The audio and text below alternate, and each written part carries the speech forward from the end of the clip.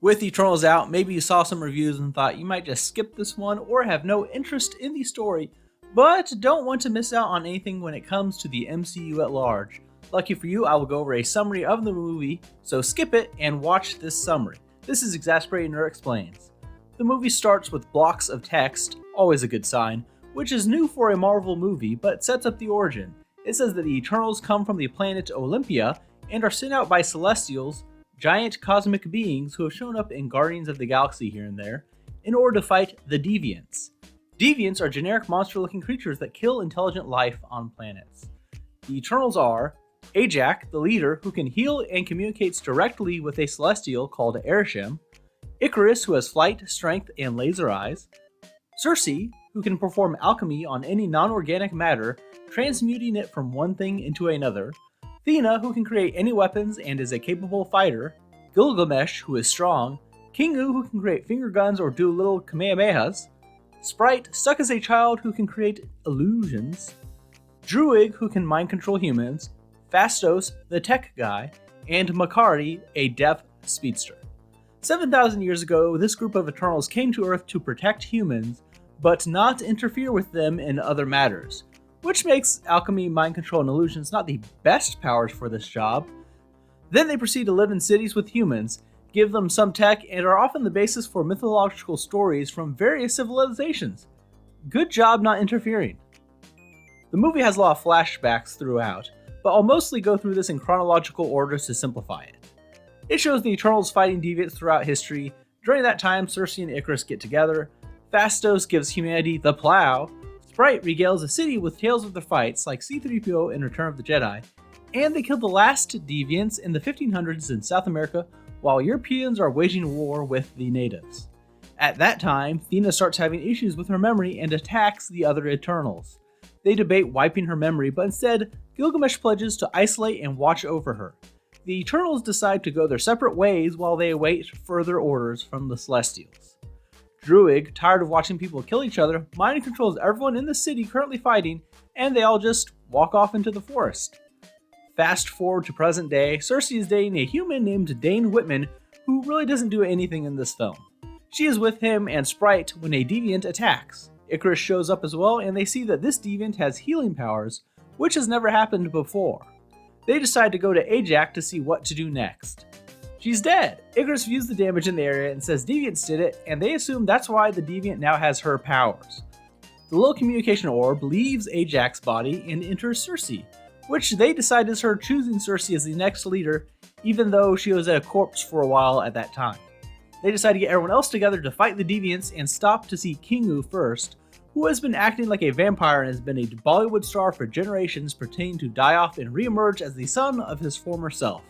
He's rich and brings a valet along to document their journey. They go to where Gilgamesh and Thena have been living, and there, Sersi figures out how to talk to the Celestial. The Celestial tells her the truth about their mission, which Ajak knew all along. New Celestials are born from some planets, which act as giant eggs, receiving enough nourishment from life energy when the planets reach a certain population. Earth is one of these planets, and a Celestial is about to be born. Celestials create stars, planets, are basically responsible for life continuing in the universe, with the implication that if all the Celestials die out, all life everywhere will subsequently die. Also, the Celestials made deviants in order to eat predators of intelligent life to speed up the creation of new Celestials, but the deviants then started eating the intelligent life too, so the Celestials made the Eternals to combat the deviants to protect intelligent life, and they don't have a home planet at all, but are made by the Celestials.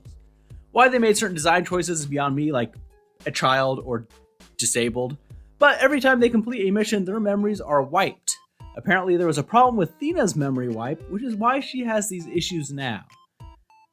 They go to South America to find a Druig, hoping he can put the Celestial to sleep and delay its awakening. He's living in a small town descended from the people he mind-controlled 500 years ago. There they are attacked by the Deviants again, and the Deviant that killed Ajak kills Gilgamesh, and gain his strength and the ability to speak. Sersi is also able to transmute a Deviant into a tree, the first time she's been able to do that to organic matter. They decide they need Phastos to help build something in order to boost Druig's powers. Flashback to the end of the Second World War, where Phastos and Ajak are in the remains of Hiroshima after the atomic bomb, and he's saying that it's his fault for helping them get technology. I'm sure the plow really was a direct line to atom bombs. And confusingly, he says all they do is kill each other, we shouldn't help them at all, and should just let them die. Not sure why he had to see the destruction in person to do this, but after this overdramatic scene, they find that instead of being angry at humanity, he has a family. They convince him to come along, and they go to their ship where Makkari has been staying. Phastos starts building a Unimind device to link all of them together and augment someone's powers. Here we flash back and learn that Ajax had told Icarus about the real mission, and that Ajax started having doubts about it after Earthlings revived half the universe after Thanos. Icarus flies her to where some deviants had woken up after being frozen in ice due to previous global cooling, and pushes her off a cliff where she ends up being killed by the deviants. Icarus brings her body back to her homestead where they found her near the beginning of the film.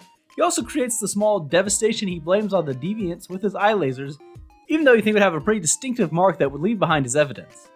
Icarus blows up what Phastos is working on and says he won't let them stop the Celestial from being born. Sprite follows him because she's in love with him.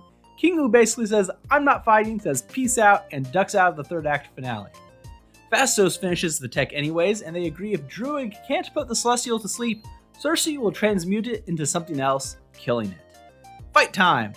They put the Celestial to sleep temporarily, but then Icarus shows up to stop them, and it looks like he kills Druig. The smart deviant with powers shows up as they all fight as well. They bring down Icarus, and Thena kills the smart deviant. Sprite stabs Cersei in the back, but Cersei still connects to the Unimind and turns the giant emerging Celestial into marble, which I'm sure a giant marble statue now going through the core of the earth won't do anything adverse to the planet, but they pretend it's all fine. Icarus feels bad about the whole killing Ajax thing and flies himself into the sun, which is super quick compared to how fast it looked like he could fly before. But get it? Icarus flies into the sun. Icarus? Sun? Then Cersei says that she still has enough power to turn Sprite into a regular human since she will age, and that would raise questions if they made Eternals too. Sprite takes her up on the offer. Also, Phastos doesn't speak up, and I guess he's happy to outlive all the human companions he loves.